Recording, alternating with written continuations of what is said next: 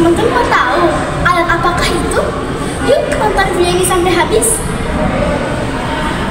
Halo teman-teman semuanya, perkenalkan nama saya Dameria Cantika Hasiholan Utapia. Saya berasal dari kelas 6 ISD Dian Harapan Ambon. Saat ini saya akan mempresentasikan tentang sasi, salah satu adat yang ada di Maluku. Selamat mendengarkan. Nah teman-teman, kalian tahu tidak apa itu sasi? Sasi adalah sebuah adat yang berasal dari Maluku.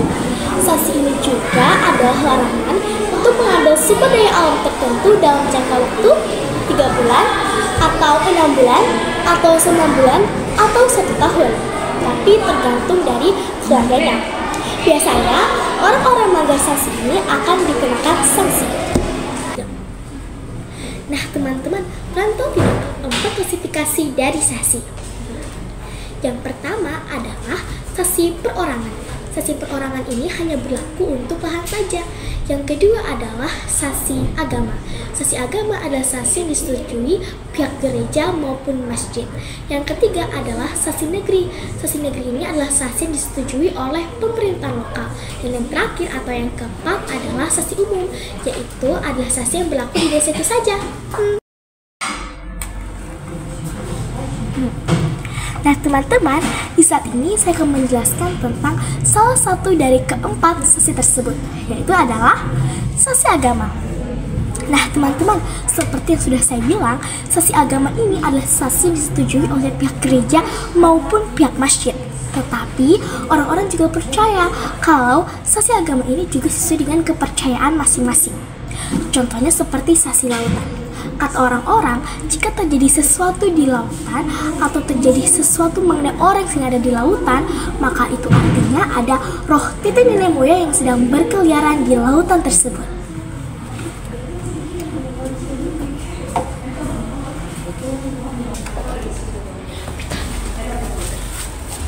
Nah teman-teman, ketika kita melanggar sasi, kita juga akan mendapatkan sanksinya loh. Ada yang pertama, sanksi dari pemerintah lokal, dan yang kedua, sanksi dari roh-roh atau dari nenek moyang. Yang pertama, sanksi dari pemerintah lokal. Biasanya, orang melanggar sasi ini akan ditangkap dan dipermalukan di depan masyarakat. Orang ini juga akan dikenakan dengan kekerasan fisik, seperti dicambuk, dikenakan denda, dan juga dikucilkan dari masyarakat. Nah kalau gitu, apa ya kira-kira sanksi dari nenek moyang? Sanksi yang diberikan ada yang pertama, mereka akan membuat contohnya seorang anak akan sakit-sakitan terus-menerus hingga meninggal dunia, sehingga keluarga itu tidak dapat mempunyai keturunan lagi, atau yang kita kenal dengan sebutan tutup mata rumah.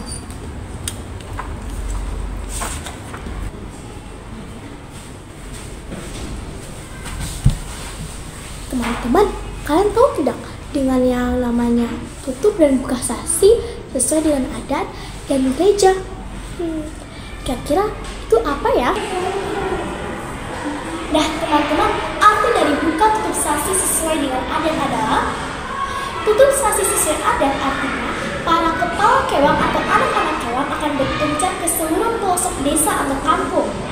Mereka akan meniupkan tahuri atau kerang yang memperdengarkan suara syahdu namun mengandung mistis. Biasanya di dalam proses tutup sasi ini suasana harus seru. Dan juga apabila ada yang namanya kejadian terpaksa harus mengaduk hasil alam yang sedang disasi itu, maka orang yang mau mengaduknya harus meminta izin kepada kepala kewang. Bila disetujui, maka mereka boleh mengaduknya, tetapi akan diawasi oleh para anak-anak kewang. Teman-teman, kalian tahu tidak apa arti dari buka sasi sesuai dengan adat? Biasanya mereka akan berkumpul di baileo atau di rumah adat untuk mendiskusikan hal tersebut.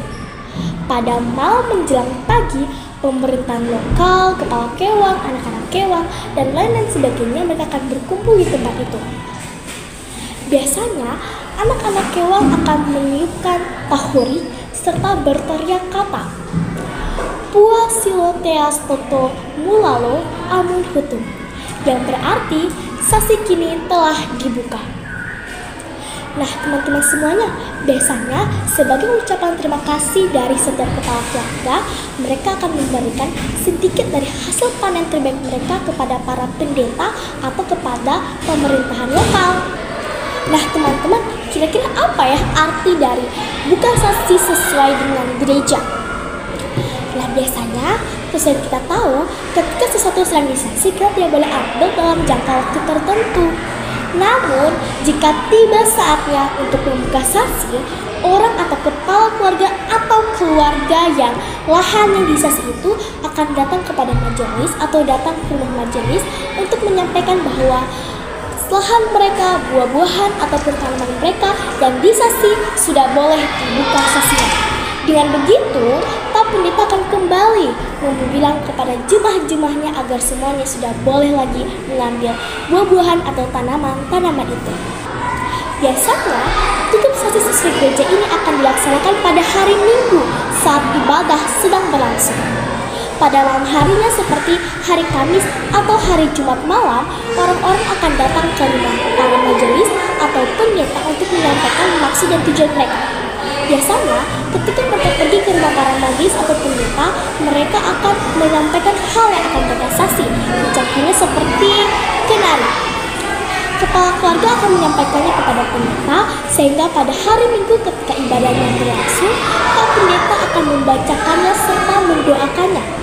Setelah saya membaca dan mendoakan, Pak Pendeta akan kembali mengulang sasi itu sehingga masyarakat tidak ada yang melanggar sasi itu. Wah, Dea, Ceko, pandangan kalian tentang sasi bagus-bagus ya. Kalian mau tahu tidak pandanganku mengenai sasi itu apa? Boleh saja tuh dia. Ya, boleh banget. Jadi menurut aku sasi ini cukup sesuai dengan ajaran Alkitab. Mengapa aku bilang begitu? Karena sasi ini otomatis mengajarkan kita untuk menjaga sumber daya alam. Alkitab mengajarkan kita untuk menjaga dan merawat ciptaan Tuhan kan? Betul, cocok kan? Betul banget. Selain itu, sasi ini juga menjaga tata krama manusia dengan cara yaitu orang-orang tidak boleh mengambil sasi itu, sehingga artinya mereka menghormati aturan itu. Seperti Tuhan yang mengajarkan kita untuk selalu saling mengasihi, menjaga, dan saling menghormati. Wah, bagus banget ya dia. Iya, bagus banget. Makasih, punya kalian juga gak kalah bagus loh.